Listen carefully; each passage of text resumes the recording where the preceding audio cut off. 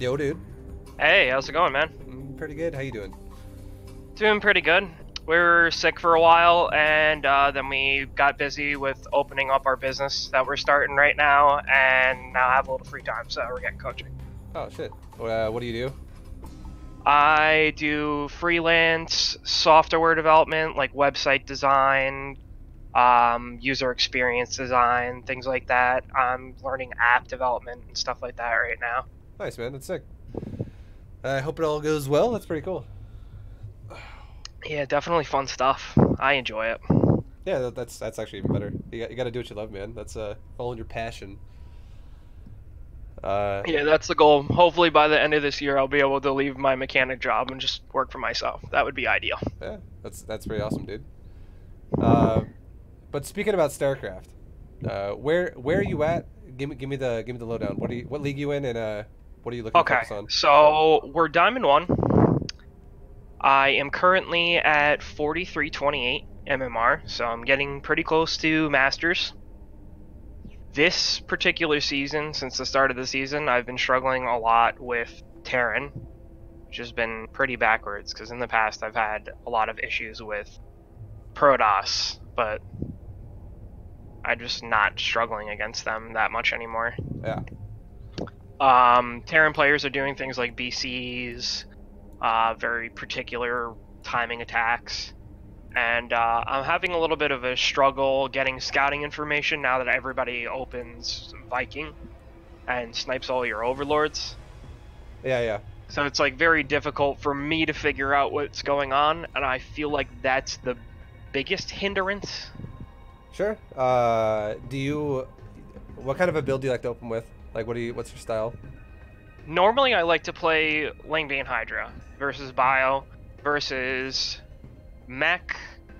I usually try to go for a fast Hive and play with like Roach, Hydra, Viper, and then eventually go into like Corruptors and Broodlords after that.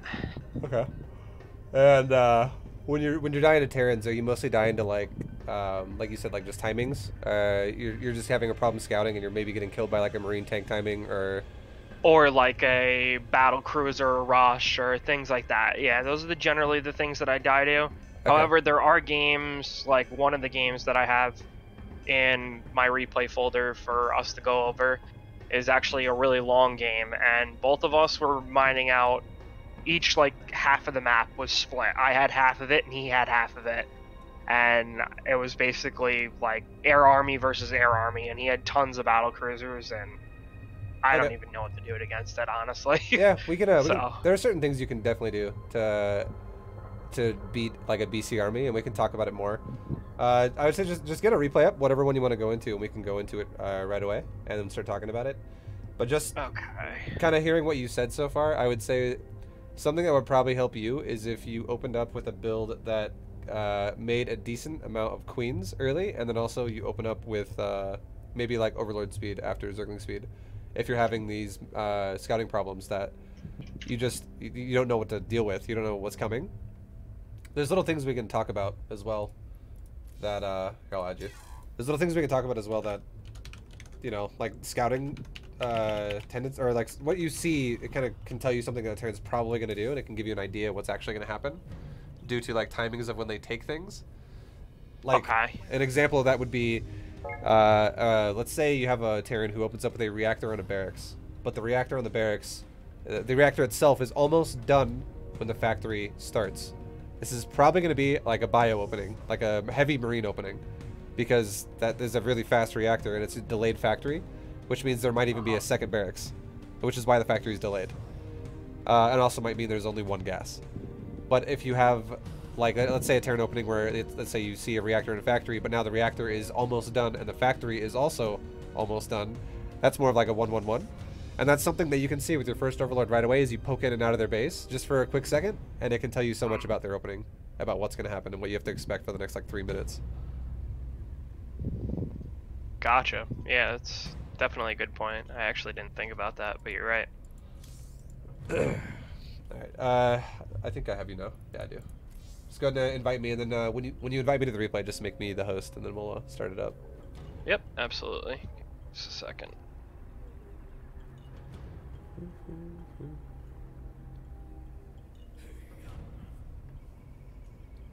Alright, so this is the battlecruiser one. Okay. This one. First, a really long game. And just a quick tip, I guess, against battlecruisers is if you know your opponent's going to go BCs and your plan is to eventually go Corruptor, you should upgrade at Carapace the entire time on your Spire. Okay.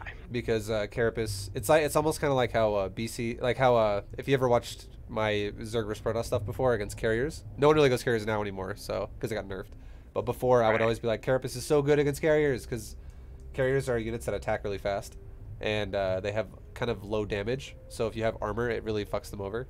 It's the same concept against BCs. They attack super fast, and they have low damage. I'm trying to join, but it's like stuck on entering lobby. Yeah, it's being weird, so we'll try it this way. See if this works.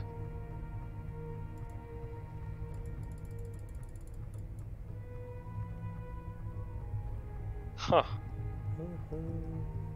I think my thing is to like timeout.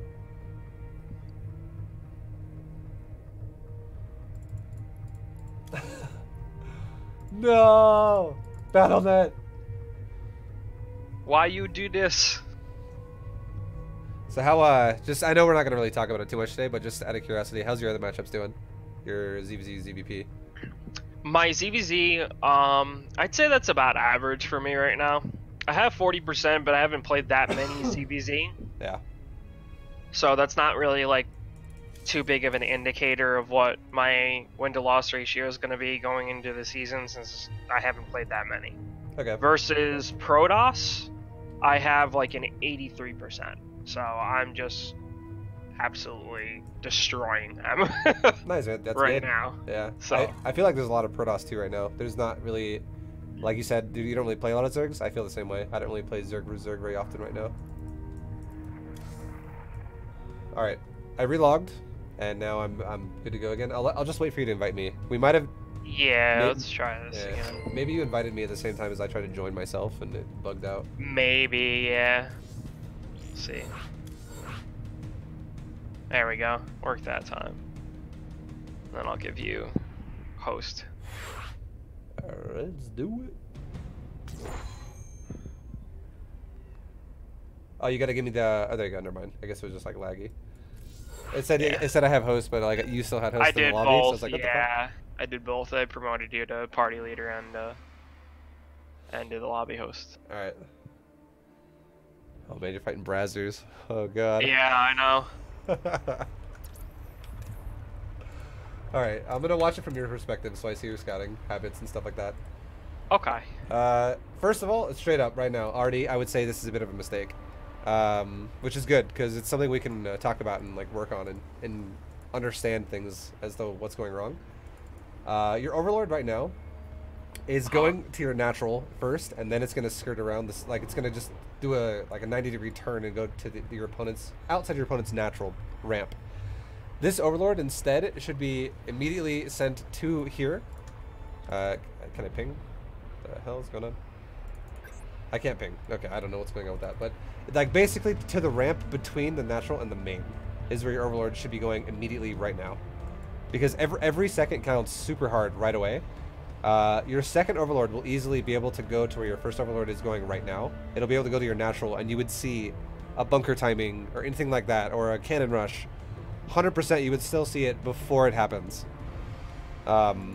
Is that area between their natural and their third, is that high ground right there too? No. Like, no? Like okay. Where the Overlord currently has that circle that it's going to, that's low ground. Oh yeah, no, not there. I mean like, oh, if you look at their natural, yeah. Like the bird's nest thing? To the right of their natural. Yeah, I believe that's, you can put an Overlord there. Where the dirt is at. Yeah. I think you can put an Overlord there, if that's what you're talking about. Yeah. But like your Overlord that goes there, that could be your first Overlord that goes there, but your first Overlord should always scout the ramp first, the main ramp, because every single Terran player, or I would say like 99% of Terran players are always going to wall their main ramp because there's always a chance a Zerg could like 12 pull them, and if they don't wall the main ramp, that could end up doing possibly way more damage than it should. So if you don't scout the main ramp right away, you're also going to be having extra seconds where you're blind as to what could happen, and that kind of tells you a lot as if you're getting a Lind or not. All right.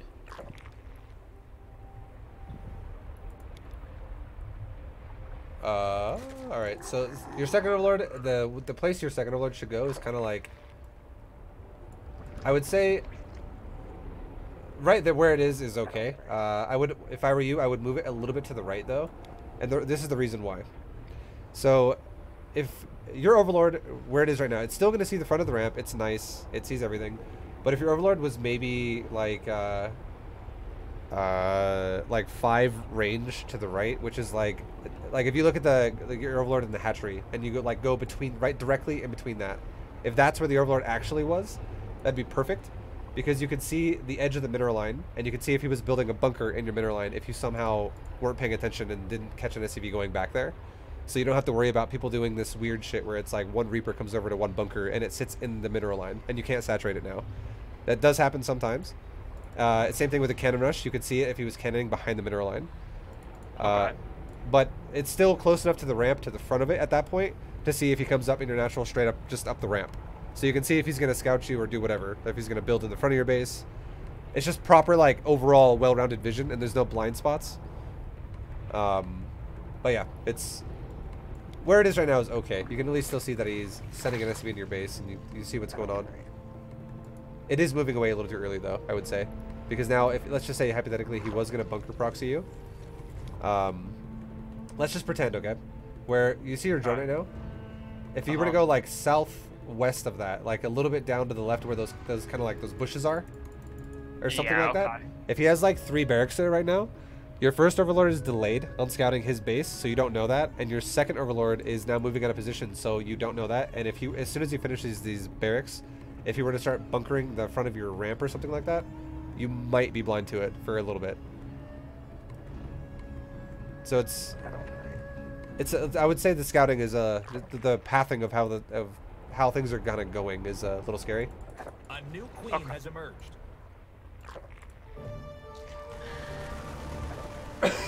Alright, and now you saw 4 Marines, and he just killed 2 Overlords, which really sucks for you. Yeah, but it's really bad.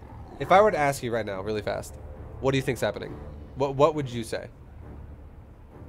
I mean, based on the amount of Marines that I saw, I would say that it would probably be bio, but that's not what it turned out to be at all, obviously. Okay, so if I were in this situation as well, I would say it is very likely either 2 barracks or it's a reactored effect, or it's a reactored barracks, because it's the only way you can make 4 Marines that fast. So if it's a reactored barracks, if you were to have an Overlord, let's say another Overlord was sent up to the top right, like you were to go across that dead space, you could actually skirt in and out of his base and just check and see, you know, what's going on. Maybe you could like double check that reactor if he has one, which he did. He actually just moved it off. But you could actually double check and see, like, is he still making Marines on this reactor, or is he like making a factory on it now? So Overlord positioning is always a super huge thing, like we were talking about before. And if the lings that you've made right now, you've made about 20. It's okay to, like, I would say it's maybe a little bit on the high end, but now, like, that's kind of what I was thinking might happen right there. At this point in the game right now, if we're going to compare worker counts, okay? It's you do have a 3 base, which is nice, and your opponent's third is only like almost halfway done, or like a third of the way done. And your third is currently being injected and saturated, but you're actually basically tied with Terran right now in workers. And although you have a 13 drone round spawning right now, you are tied at the moment, and you just lost your army. So if this Terran player were to let's just say, hypothetically, this guy was going to send over a round of, like a couple of Hellions now, like 4 Hellions at your base, because you didn't know if he was going to do that or not. Or let's say this Terran was going to send over a full medevac of, like, 6 Marines and a Widow Mine, or 8 Marines, or something like that, you would have a Right. much harder time defending it now because you just created a hole in your build. So Right. I would say if you ever want to do an attack with lings like this, the only time it ever makes sense is if you actually go pool gas before hatchery. If you go hatchery first, do not ever do that attack. Okay. Because the reason why I tell you that is because if you go hatchery first, the timing of your speedlings was too late now. Like, your opponent's going to have enough to defend it, realistically. And you're just going to throw your units away. Okay. So now you're going for a Bane Nest, which is, I would say either a Bane Nest or a Roach Warren at this point when your opponent has a factory, or, you know, like around 5 minutes when they could have a lot of bio. Either one of those buildings is required, and so a Bane Nest is fine, but right now your build is definitely kind of scary because you have limited vision with everything that's kind of going on. Your creep is limited. Your vision is kind of like through your Overlords, and this is also pretty scary because if he moves out with bio, all these Overlords could also die, and that sucks pretty bad if it happens. But I'm going to pause and just say one more thing really fast before we kind of continue here, because I'm going to tell you something that I feel like could really fix your build up a bit. Okay. And it's, I'm going to tell you gas, ling, and queen timings, okay? So first of all, with the gas, you can go hatchery first, and then go into go like for a 17 hatch, and then do like an 18 gas, 17 pool behind it. Something like that. Okay. And then you mine 100 gas off of your first gas, and then take 2 drones off. Okay. And then I want you to fully saturate your natural, and while you're fully saturating your natural, or like while you are saturating the natural, you can take your third base. And do not take any more gas until you're fully saturated on 2 bases. And then as soon as you're fully saturated on 2 bases, the next drones you build can resaturate your gas in your main fully, and you can take gas number 2 at that point. In your natural, or wherever. Yeah, wherever you want to take it. Okay. Doesn't really matter.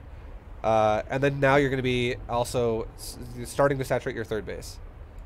And the only time I want you to make lings in this whole process of doing this is when your pool first finishes. I want you to make either 4 or 6 Zerglings, whatever you feel comfortable with. Either one works. It's just to deny the Reaper from really doing anything. And then Okay. I want you to pay attention to your Zergling speed. And when your Zergling speed is about 80 to 90% of the way done, so when it's almost finished, I want you to make just like 6 more eggs of Zerglings, or like 5 more eggs of Zerglings, and stop. So you're going to have an extra like 10 to 12 lings added onto your army, and that's it. And I want your lings to sit there defensively. I do not want them to attack. The only thing I want you to do is, if you really want to, and you feel like you're kind of blind, all you got to do is actually send 1 Zergling to your opponent's, each one of your opponent's potential third bases, and that gives you so much information right up, like straight up right there. And we'll go over that in a minute as to why we can keep delving into further in depth on it. But that'll still leave you like a good 14 lings or so defending your base in case your opponent attacks you with something.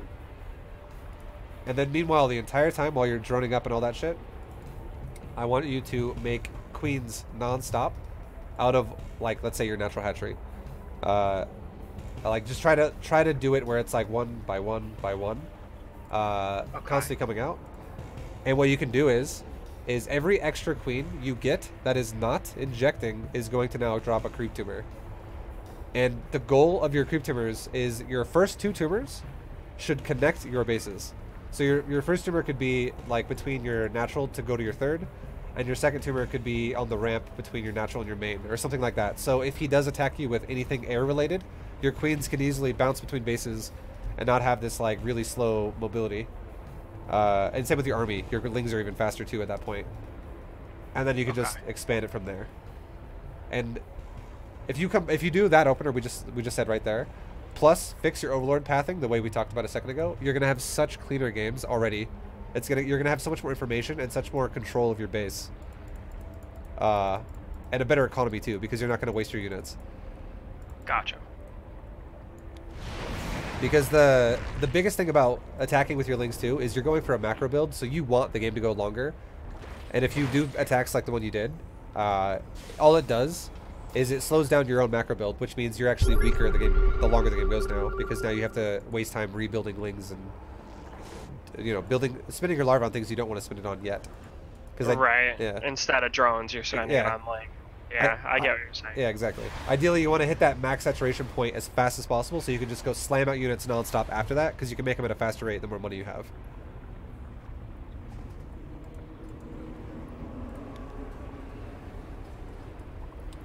All right, so I like that you're scouting for a third. This tells you a lot as to what could happen, and right now, I would say your priority here would be 100% getting your creep spread as much as possible and getting baneling speed and going just ling bane in general. And also, last thing, I kind of skipped over this. I don't want you to feel like you don't know what's going on here with this. About the gas timings, because I only told you the first 2. I would want you to take the last 4 gases remaining on your 3 bases when you're starting to saturate a 4th base. So yeah. So like, I don't know, like 6 or 7 drones on the 4th, and then take my 3rd's gases and the rest of the gases at my natural, or whatever gases are remaining for the matter. You don't have to actually have any drones on the 4th yet. You just have to have all 3 bases, main, natural, 3rd, already fully saturated, and a 4th already started. And then you can take gases, all gases remaining, and while with the drones you're building, you're saturating all the gases. You then can also, if you feel like, however the game's gone so far, if you have a little bit of like control here, and you're not really worried about getting killed by a timing right at this second, you can even make a little bit of drones, like you just said, for the 4th base at that point, and go from there. But I would say your gas in this build is all way too fast, because we know you want to go Hydroling Bane, but right now your economy has kind of suffered a bit because you've taken your gases a little too quickly here. And you're at a point where you just have so much. 960 gas and then no minerals to spend it. Yeah, because the right way to do it is to actually kind of delay hydras until you're around like 120 supply. Like, you don't want to rush hydras. You want to get hydras after you already have a lot of Ling Bane and good upgrades going. Like, you're kind of like making hydras when they're almost already fully upgraded from the Hydrogen, basically. Okay.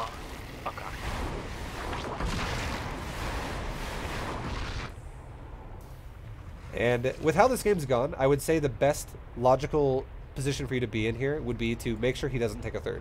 If he ever takes a 3rd, then you can attack. Like, I love that you're trying to deny it, but this attack right here, this map is kind of weird though. There's rocks that kind of lock you in here now, so you're kind of. Yeah, that was bad. That's okay, dude. I would say this map is unique. One of the best things you can do on this map, if you feel like you have map control and your opponent's not really contesting it, is kill the rocks. Kill the rocks at their 3rd that are near the Zanaga Tower. Okay, and yeah, that'll give you the ability to like poke in and out and not actually get stuck in his base.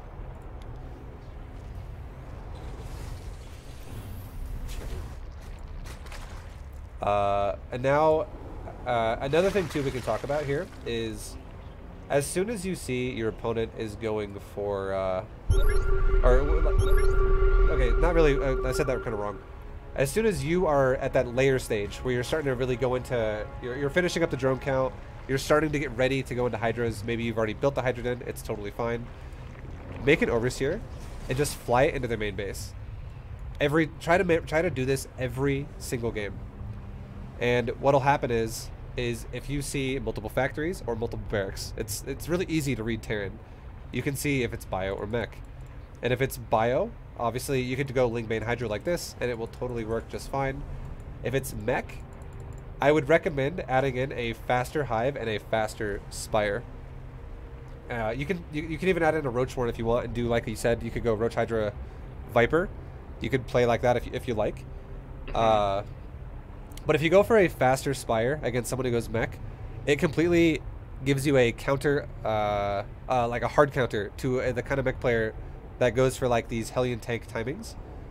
Because like you can see, like if you look at this guy's army right now really fast, this guy has 8 Hellions, 4 Vikings, 6 tanks, 6 Marines, and 2 Ravens.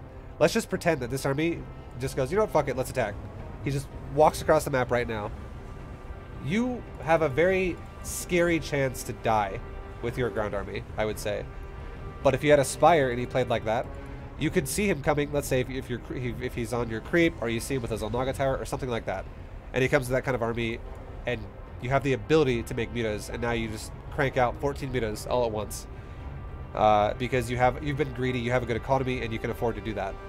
You automatically just win the game then, because your opponent throws an army away, because he has no Thors. So, the Overseer at Layer Tech will help you a lot to give you a preparation to deal with players who play like this. Okay. And you don't have to use a Spire either, it's just an option. If he goes for that kind of a push.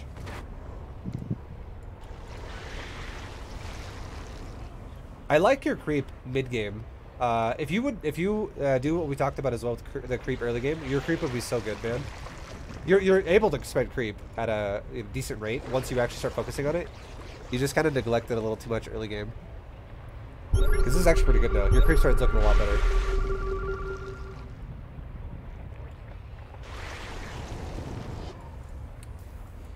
Oh damn, getting crazy with the expansions. So how you doing so far? You have any questions? Anything what you want to recap on, or have we? No, nothing so far. Everything seems pretty straightforward from what you've said. All right.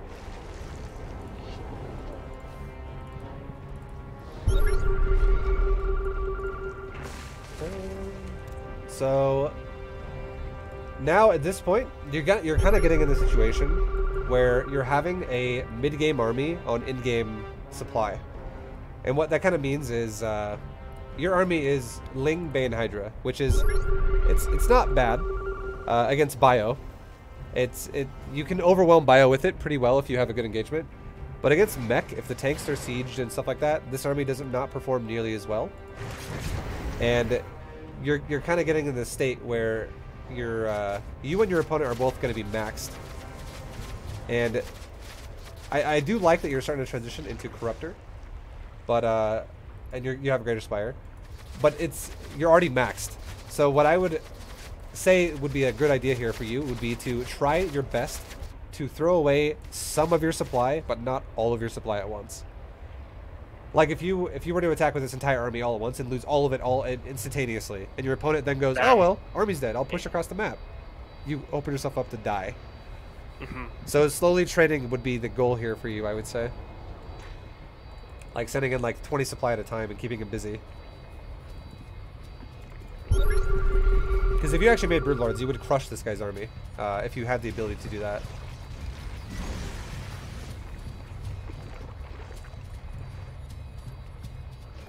I mean, at this point in the game, by technicality, I did. I just didn't have any free supply. Yeah, exactly. Yeah. This wasn't that great for me, but this wasn't too horrible either. And then, if you're... Another thing, too, is... I want to recap on this really quick, because it's really important. It kind of goes into and ties with what we talked about a second ago, with the whole Muta thing, and now the Corruptor Broodlord thing. If you have multiple ways to choose to play. And if you, again, this kind of ties in with the Overseer Scout we talked about a second ago, and if you know he's going mech, and you're like, alright, my opponent's gone mech, I know what's happening, I'm going to choose to go for, if you want to play Roach, Hydra, Viper, and then go into Corruptor Broodlord, that's totally fine. But here's how you'd want to do it then. You would scout it and see that he's going mech. You would have all your upgrades going for Roach, Hydra, Viper. Immediately, as fast as you can, try to add in a Spire, like we just said, and also a Infestation Pit. If your opponent still does that attack like we talked about, you can still make mutas and you can still kill it. But if your overall ultimate plan is to go into Roach, Hydra, Viper, and then finally Broodlord, Corruptor, as soon as your Spire is done, start getting Carapace. And don't ever stop getting Carapace. As soon as Carapace level 1's done in your Hive, get level 2 and level 3 Carapace, and so on and so on. Try your best to, like, maintain that. Okay. Because if you have level 3 Carapace, like right now, look at the Corruptors. They have level 1 Carapace, which is, I like that you upgraded Carapace if you're going to go Corruptor. But you only have level 1, and you don't have level 2 started yet. And you're also fighting against BC with a Shredder Missile on you, which is kind of like having -2 armor against BCs at this point for your Corruptor. Because now your Corruptors have literally 0, because they start with 2 passively. But these BCs, like seeing that this guy is actually starting to go BCs as well, I would say a great idea for you if you want to go Broodlord Corruptor would be do not make more than like 8 broodlords. Like 8 would be your max, or less. Like 6 to 8, somewhere in there would be great. And then it's just seriously like 30 corruptors, and you could win if you went for carapace upgrades. Huh. Okay.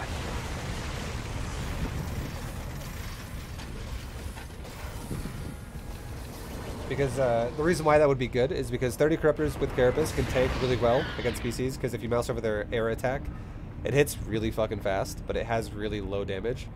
And a corruptor with maxed armor has 5 armor, so a BC can do 8 damage, max upgrades. So it's doing 3, 3, 3, 3, 3, 3, which is super low to a corruptor. You just have to be really careful about pre-spreading your corruptors against someone who goes ravens as well. Because if you get hit on all your corruptors by a secret missile, instead of going 3, 3, 3, 3, 3, it'll go 6, 6, 6, 6, 6, 6.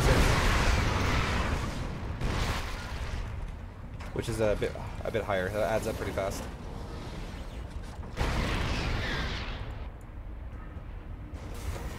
Yeah, like, this is exactly what I'm talking about. I like that he's doing this. We'll see this engagement in a second, but he is scanning you and he's sieging up. This is really scary for your army. But yeah. Imagine if this guy were to attack early, and you had mutas instead of corruptors right now. Like, this army is all just dead. Yep. So that is always an option against someone who plays like this. But yeah, at this point, you could totally also make broodlords, and broodlords would be totally fine. And you are upgrading carapace level 2. I fucking love that. You're already doing the right stuff with your upgrades. It's just a little bit delayed, but other than that, it's really good.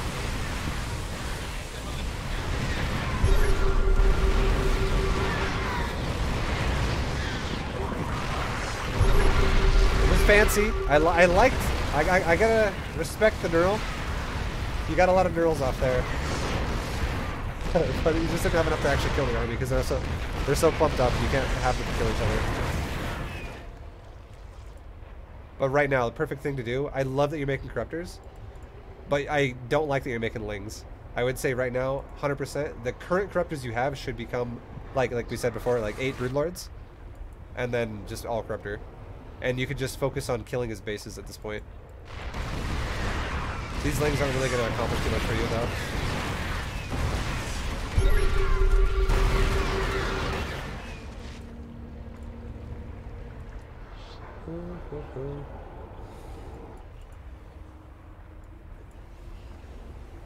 Are you pretty comfortable using infestors or vipers with, like, it doesn't have to be both, but are you comfortable using a spellcaster with broodlord corruptor? Yes. Okay. Yeah, that is something I've been working on, is trying to work on using both of the spellcasters along with broodlord corruptor. That is pretty difficult, but using one or the other is not, like, too difficult. It's pretty straightforward at this point. Because I don't mind which one you make. They're both good. I would say infestors are better against someone who goes ground, though. But this guy's not really going ground. He's going, you can see it right now, he's going mass species with your army. You've confirmed it from this game that that's what he's doing. So vipers are totally fine. But I would say you just got to be careful with what you do with them. If you're going to go Viper against BC, it would actually probably be better to just go for abducts and try to just kill the BCs, like, at further range. That might be what my biggest problem was this game then, because this game I opted to use a lot of parasitic bombs, and it didn't really do very much for me. Yeah, parasitic bomb would be good against Viking, but it's pretty shit against BCs. Like, a full duration parasitic bomb only does about 1/4 of a battlecruiser's health, and it takes 7 seconds to do that.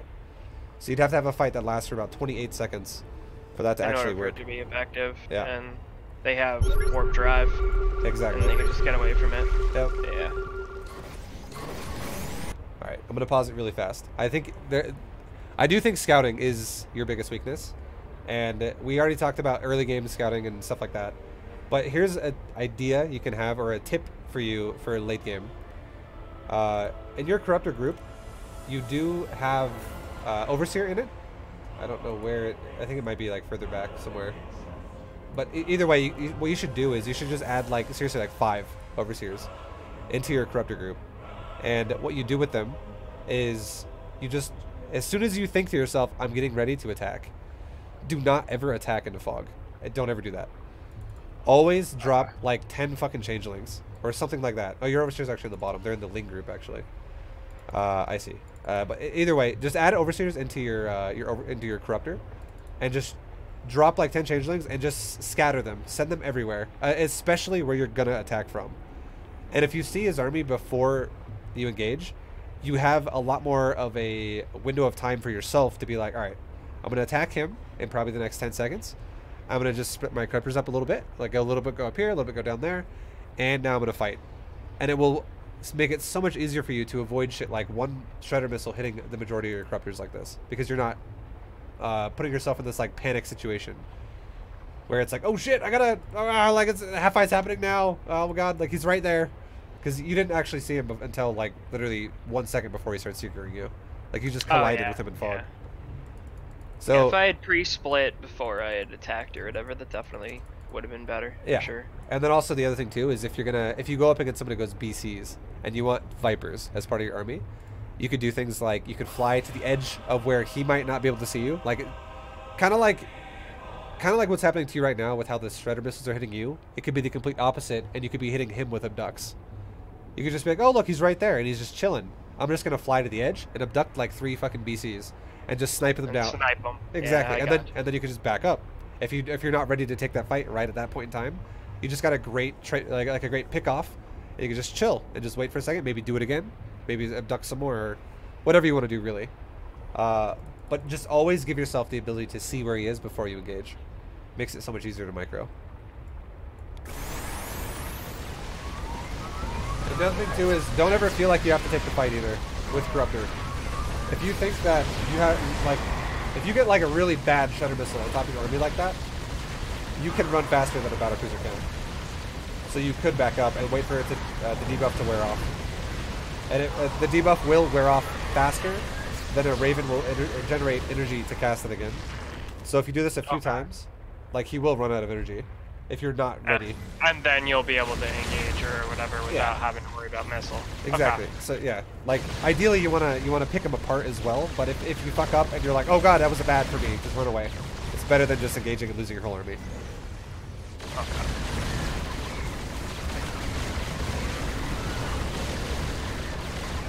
And if you're using Parasitic Bomb is still good, but like I said before, it's only good on the Viking. It's not good on the Battlecruiser at all.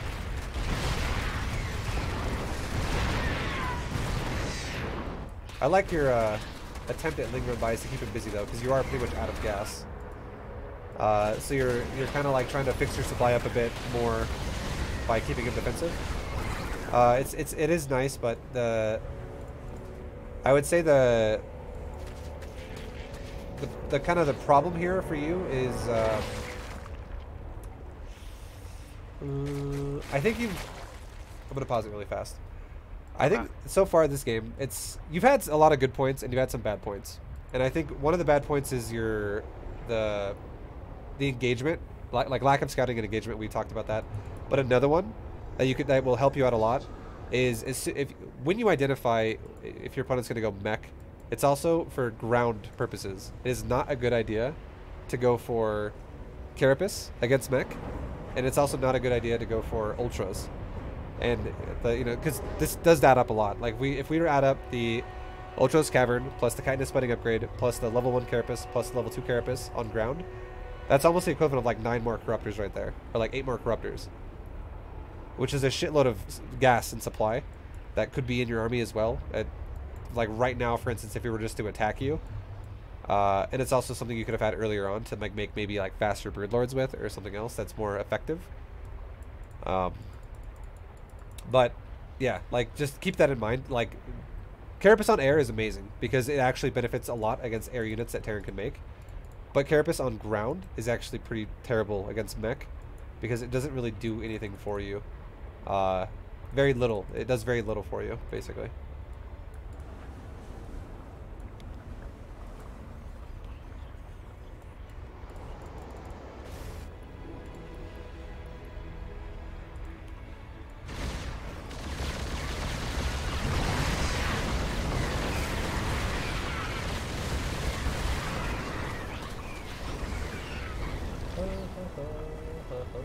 And I'm gonna give you one last thing before we kind of like finish it off here with this replay about like, composition choice that you can have. So we talked about Viper and how Parasitic Bomb would be good on Viking, but Abduct is better on BCs and how you do that. But another option you have here, if your opponent starts getting into this like really fatty supply unit composition where it's like literally mass BCs, another option you have is instead of going Viper, you could actually go back into Infestors, because Infestors are cheaper in supply than Vipers are. You can have 3 Infestors for every 2 Vipers that you have, and also an Infestor can completely counter a BC with Neural. And you already showed me you know how to use Neural. Like, you're comfortable using it. Oh yeah. So if you, let's say like this guy right now has 10 BCs. If you had like 8 Infestors in your army, that would be enough to counter pretty much almost the entire amount of his BCs. And you have enough Corruptors to basically like one-shot the remainder that are not knurled. And then while they're knurled, you can teleport his BCs. So if you were to knurl him like that, and then he goes, oh shit, teleport my other 2 BCs away, and you teleport his BCs while knurled into your Corruptors, well, you just burn his cooldown, and now he's stuck in that fight. And if you teleport next to your Infestors while they're knurling, they don't lose the knurl. The knurl stays through a teleport, and they come out of the teleport still knurled, and you can kill them. Like, you can then make him like Yamato himself and shit like that, or whatever you want to do. And if you somehow are like, I can't fucking land a knurl, maybe he has like a lot of Hellions or tanks or something else supporting it to where it's harder to knurl him. If you fungal him, he can't teleport either. So you can chain a fungal on BCs. Yeah, and that's he can't right, leave. because fungal stops warp drive from happening. Yep. I forgot about that. You're right. Yeah. So it would make the Corruptors easily like pick them off because they can't teleport away. And that's guaranteed losses that Terran takes then. So you do have options as to how you can counter it multiple ways.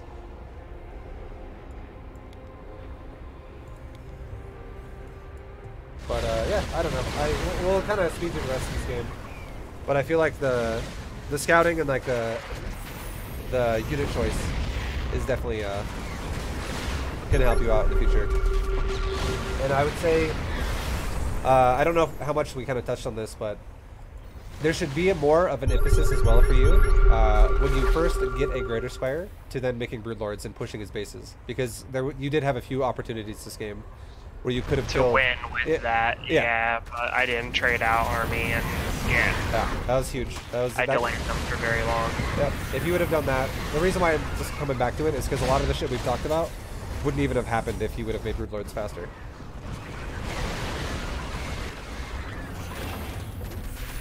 On the bright side, it is good to know what I have to do to deal with super late game armies, provided I don't kill them with that transition.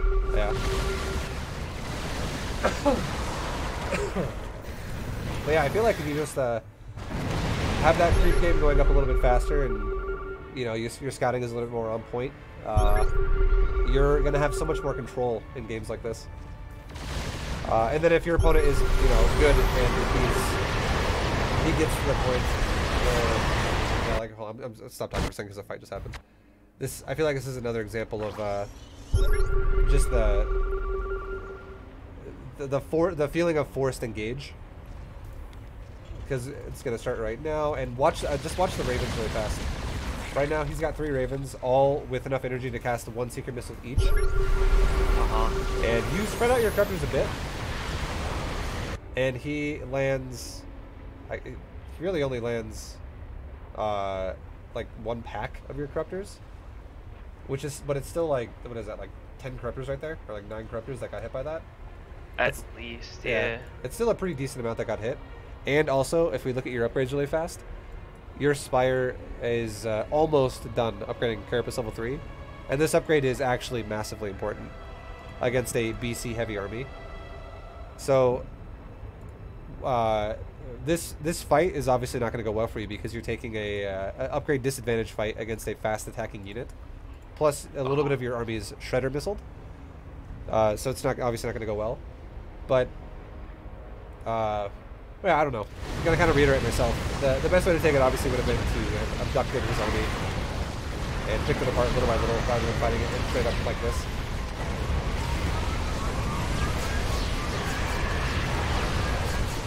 Like, you actually still almost won that fight. It was close.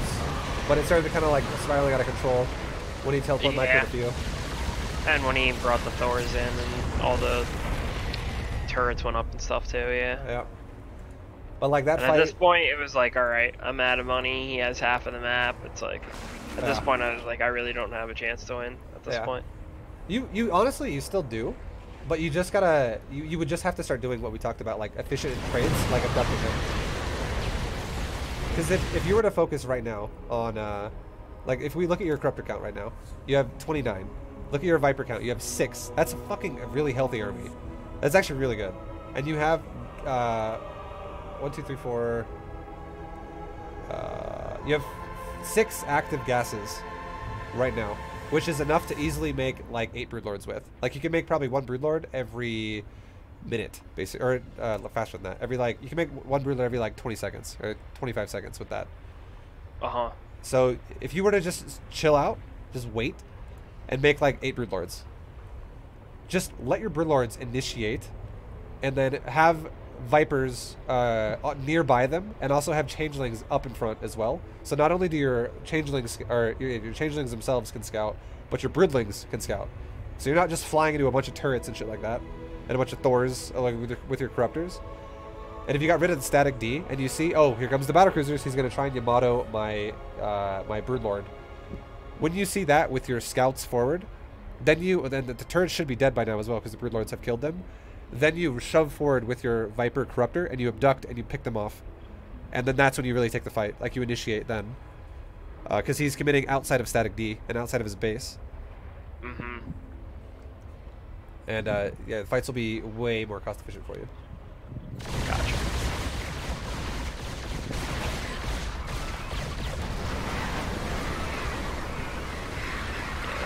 I didn't even get that kill on that. I just landed them and cleaned up all my links.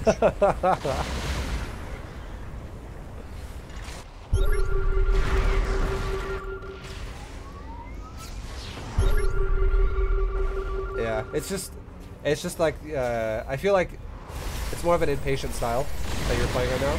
Like you're just ramming the fight. But yeah, just. He said that to me too. He's like, "Why are you so aggressive?" Yeah, that's if you took a little bit more cost-efficient fights with just the ability to siege, you would have had a way better time, way easier time.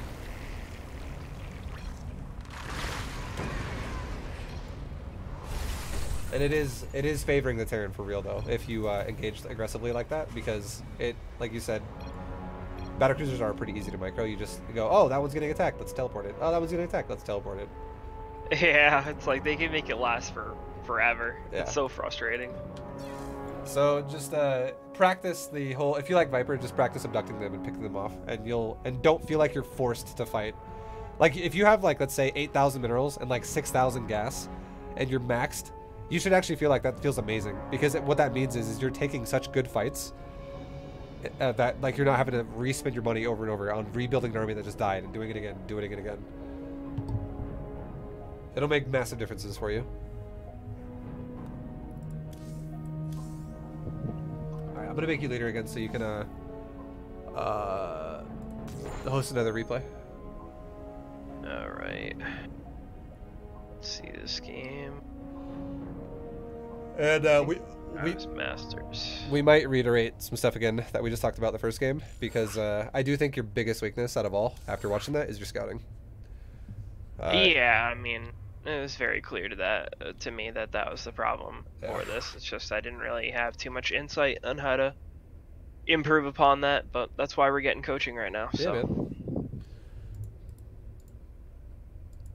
All right, lobby host. There we go. So far, anything else you want to kind of cover again, or talk about? Anything you're wondering about? No. Everything you've said makes sense to me. Get my creep queens earlier, use my natural or my third to mass reduce them. Don't try to force engagements when I don't have to. Yeah, man. Wait for my upgrades, stuff like that. Yeah, everything makes sense. I like that. It's so true. So many players play this game so impatient, and if you just follow that rule where you just play with patience, you're gonna just have such better end game, and you're gonna watch other players kill themselves against you. That's probably going to be the most difficult thing for me to adjust in my play, is being patient, because Yeah. never particularly been that patient of a person. Yeah, okay. In anything in my life. Well, okay, so here, think about it like this then. Think about it like this. Think about it like this. If you like, let's say you're getting to that point really fast where you're like, all right, this Terran's playing really turdily, and I'm going Broodlords. If you actually set it up and you're setting up like the changelings, and you're pulling him, you're killing bases, you're abducting him, you're knurling him, whatever the fuck you want to do, you're gonna make him feel so pressured, and you're gonna feel taxed as well while doing that. It's not easy to do that. So you're gonna feel like you're busy all the time. It's not just like you're just sitting there waiting for something to happen. And you're gonna just watch your opponent take these really shitty fights. Like he'll just like throw the game, and you'll be like, wow, that was a much more convincing win than I've had before, because I didn't fight over a bunch of turrets or a PF or something like that. It'll feel good, man. I fucking love winning games like that. That's like the best.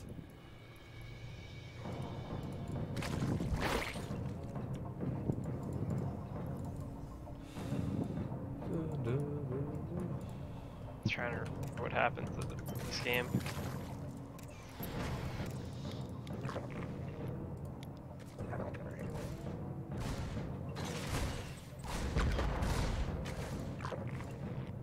All right. So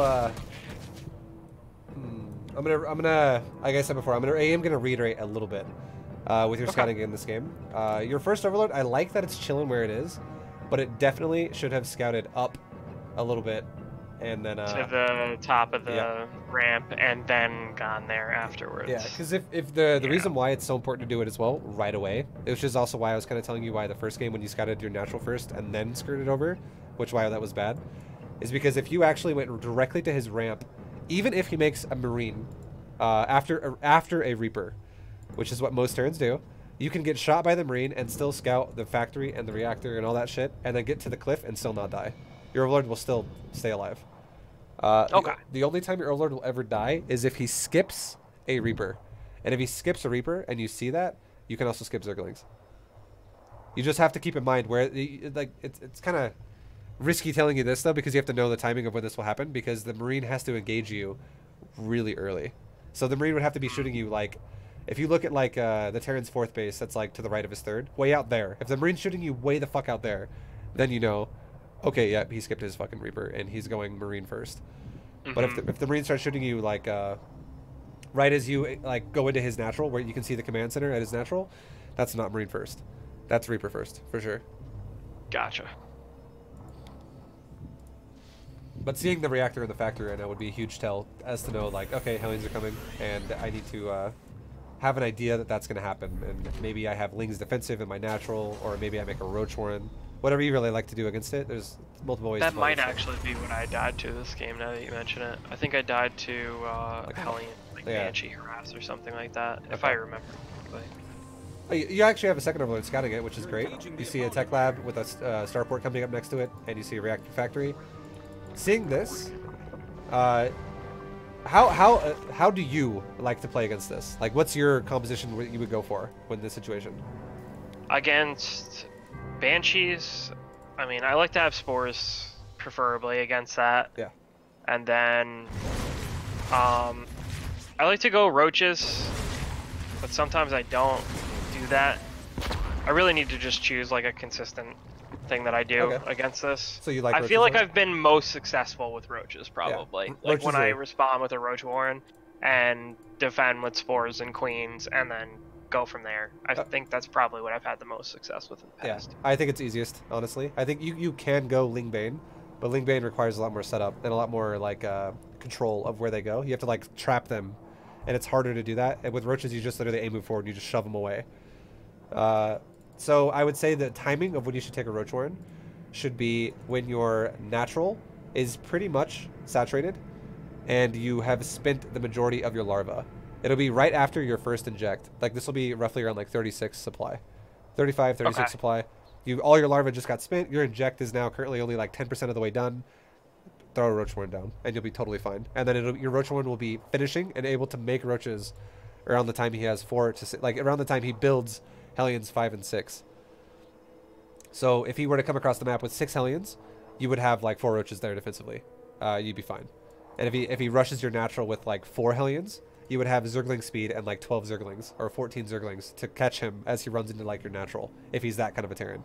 So you're covering your base on all fronts here.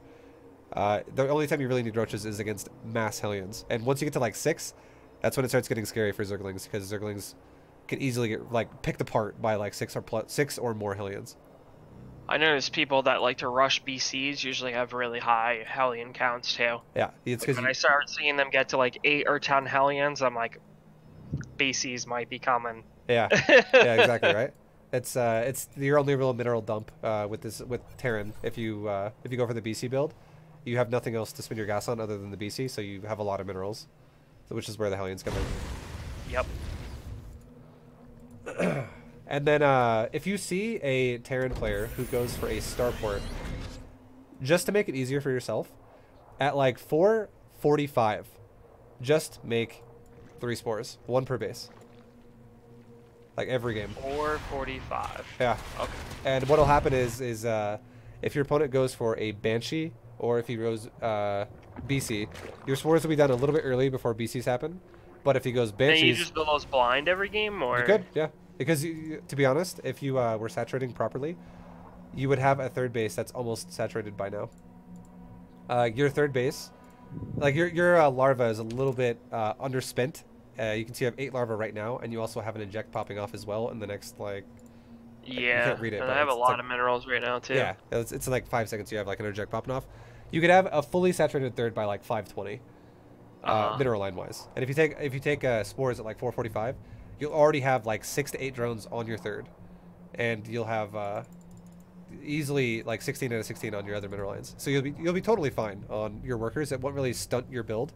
You'll still spend all your larvae just fine.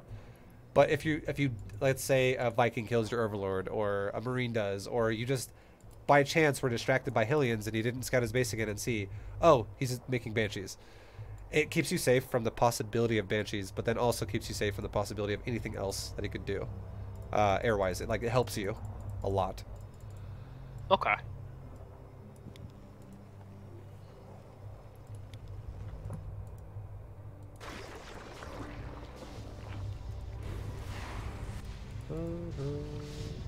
And then a good number of roaches too to have if you're just gonna go for the roach style. Make 5, just make 5 early until you're fully saturated.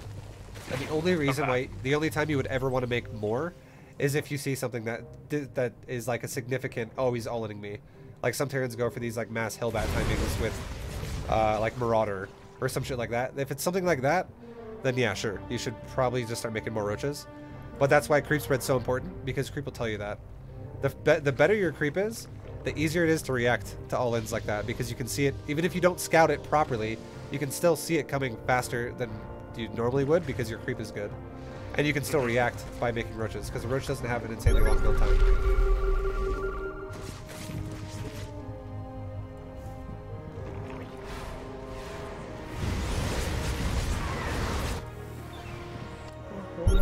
And then when you get layer, this is when I would say it'd be a great idea to, once again, make an overseer and scout.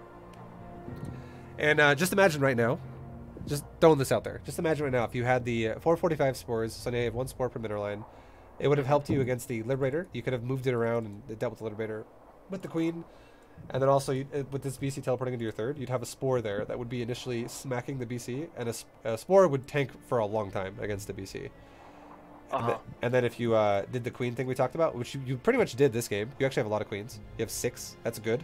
You could just bring your creep spreading Queens over to the base with the BC and focus it down. And always run your drones away from where the BC is. Like run opposite of the spore.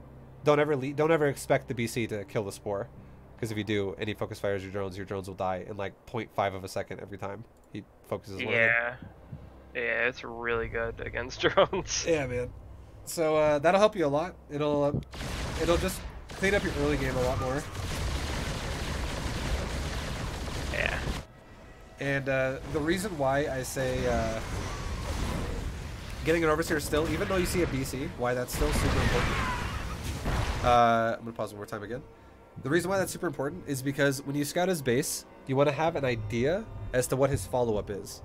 You want to know, is this guy gonna follow up with Hellion Cyclone, which he could, Or is this guy going to follow up with Marine Tank bio style, which he is this game, which he still can. Terran can do a lot of transitions out of the BC opener, because if it is going to be Hellion, or sorry, if it's going to be Marine Tank medevac behind BC, you can totally do the style you like, where you go Ling, Bane, Hydra. That's totally fine. It works great.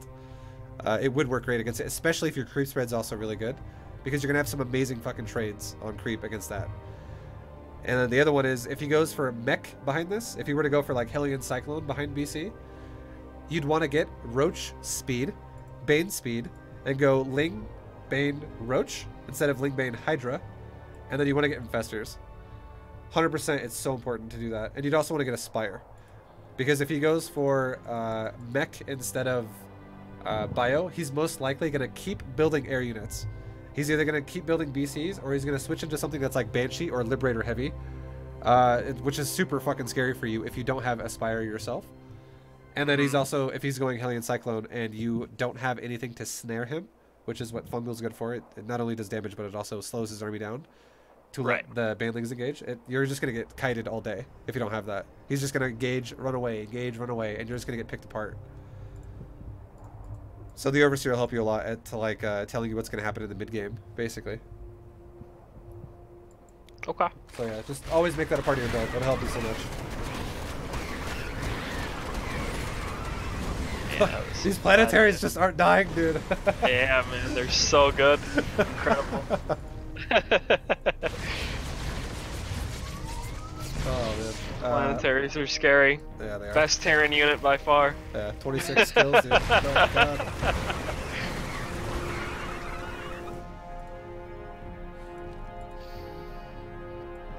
Yeah, at this stage, it would be, I feel like the situation you're in would be best if you took a 4th base, took spores at your bases, and just focused on saturating. Even if you're losing drones, you'd still be better off just making more drones for what you lose and making more drones for another base. Yeah, at this point we're like super duper far behind. Yeah, because something to think about here for a second. And I don't even have a 4th up yet either at 9 minutes, which is really bad too. Yeah, you're definitely putting yourself in a hard spot by being overly aggressive. But let's just think, like, if you were to think about it like this, if you were to scout the planetary at his 3rd base and go, all right, there's a fucking planetary there. If you didn't even attack that at all, and instead use those lings to make sure you are you're safe against any type of a counterattack because you're about to get drone crazy, you're still in the lead, because this guy is sacrificing potential mules now to have a planetary, which is, it's more turtly for Terran, and it's less economy, less like macro, less economy for Terran. So it's still great for you to be like, oh, planetary, I'll fucking expand again and just drone my ass off then, because you're gonna have a weaker economy than me. Which is the patience right there, which is what you say you don't like to have. But looking at it that way is definitely looking at it that way is definitely a strong way to look at it too, though.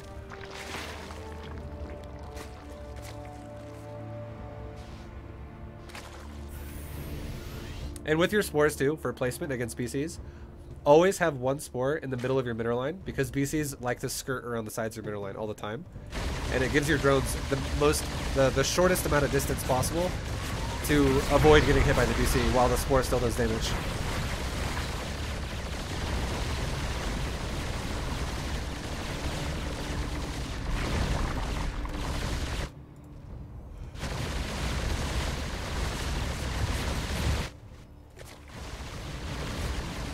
Yeah, it's like at this point, he's so far ahead.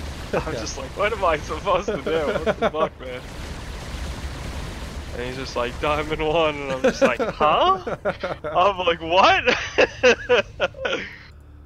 Yeah, if your spores were in the middle of the mirror lines and you made a lot more drones, you would just have so much more than you do now. And you didn't throw away the lings earlier to the planetary. It would be the same thing again as last game. You could have gone for like Broodlord, Corruptor, Spellcaster. This time he is going Ling Bane.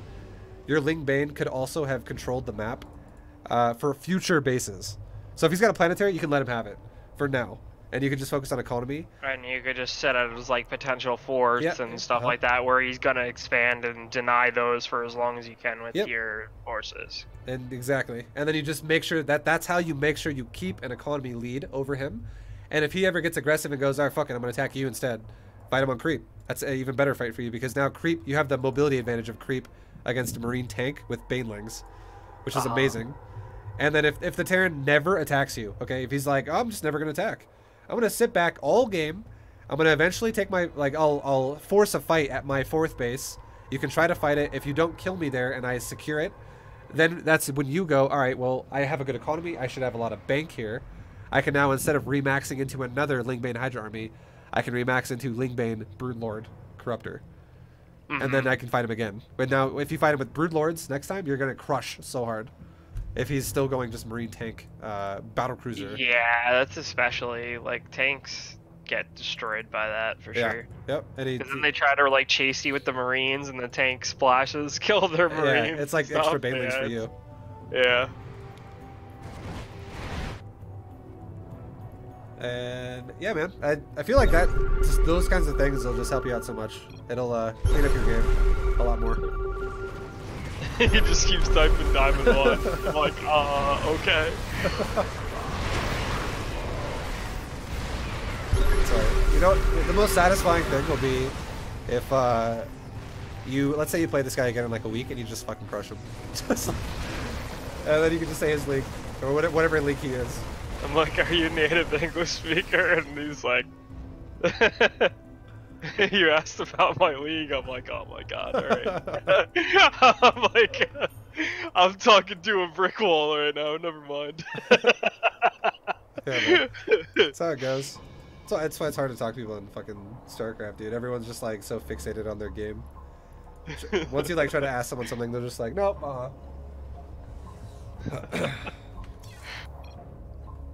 Anyways, talking about that now, anything else come to mind that you want to, it brought something like a question up for you, or anything else on your mind that you need to discuss? Not related to my gameplay. I do have a question for you do you know any good Terran coaches? Because one of my friends is struggling a lot, and he's a Terran player. And I'm thinking about like buying him a little bit of coaching as a birthday present gift. Oh, sick. Do you have any suggestions for good Terran players that can help him get better? Is my Terran not good enough for you?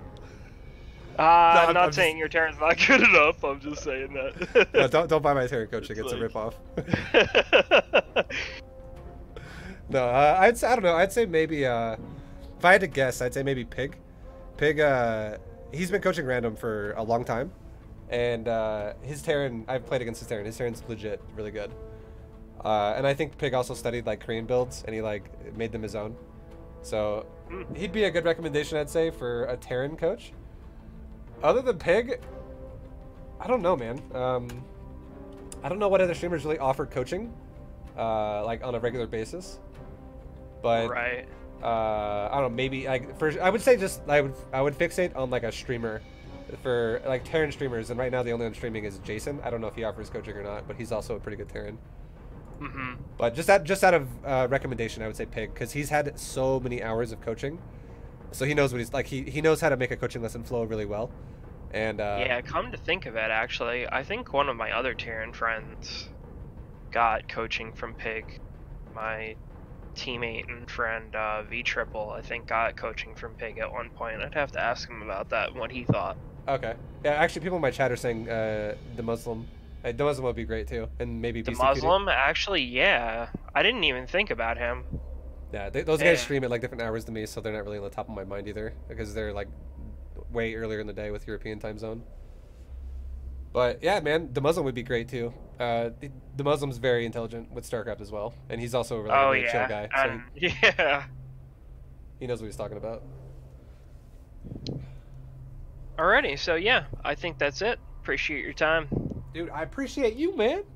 I hope you're gonna walk away from this being like, I feel like I have a plan, and you know, for the next like couple weeks, you just start executing it. Maybe it'll be kind of difficult at first because you're gonna have to like change your gameplay up a bit, but once it kind of like sinks in, I think you're gonna have a lot of success with it, and you'll probably enjoy it a lot more. I think you're probably right, honestly. Fortunately, my problem isn't with injects, yeah, which in the past used to be my biggest problem. I used to not be able to keep my inject energy down or whatever for my queens, and that was That was Yeah, terrible. Yeah, that sucks. You're like, I have so much money, I can't spend it. My queens have 150 energy. Yeah, but your macro is it's not bad at all. You definitely have a lot of like potential there with your like to build up on other parts of your other aspects of your gameplay to make you a better player overall. But pretty good. Yeah, I feel like my mechanics are there. I feel like it's just decision making. Yeah. And scouting. Those are the two things I need to get better at. Have you ever watched The Punisher, the Netflix series? I have not. I've heard good things about that actually, though. I was gonna say you're playing like a Punisher Zerg. You're just aggressive as fuck. You're just super aggressive, dude. Watch it. Just watch that show, and you'll be like, "That's me on StarCraft." I'm gonna watch that tonight. Now, actually, okay. I'm curious now. It's really good, man. It's good, dude. You'll like it too. All right, man. It was good shit though. It was a fun coaching lesson, and thanks for buying it, dude. Yeah, man. I feel like it was totally worth it. Thanks for the help. Yeah, man. Good luck, and I'll see you next time, dude. Alrighty. Take care, dude. Take care. All right. That was a coaching lesson, boys. Boom.